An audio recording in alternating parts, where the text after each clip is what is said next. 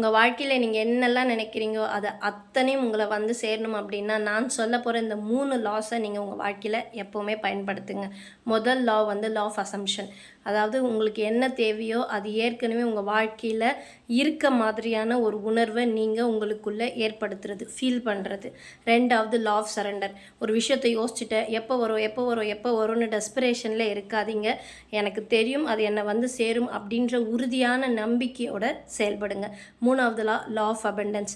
இந்த உலகத்தில் நமக்கு தேவையானது ஏற்கனவே இருக்குது, அது நம்மளை வந்து சேர்ந்துட்டுருக்குன்னு நம்பணும். மற்றவங்க மேலே பொறாமையோ கோபமோ வெறுப்போ இவங்களுக்கு மட்டுமே நடக்குது அப்படின்ற ஒரு எண்ணமோ உங்களுக்கு எப்போவுமே வரக்கூடாது. இந்த 3 விதியை நீங்கள் ஃபாலோ பண்ணுறது மூலமாக உங்கள் வாழ்க்கையில் உண்மையாகவே என்னெல்லாம் தேவையோ அது அத்தனையும் வரும். இங்கே முக்கியமான விஷயம் நீங்கள் எப்படி உணர்றீங்க, எப்படி சரண்டர் ஆகுறீங்கன்றது தான்.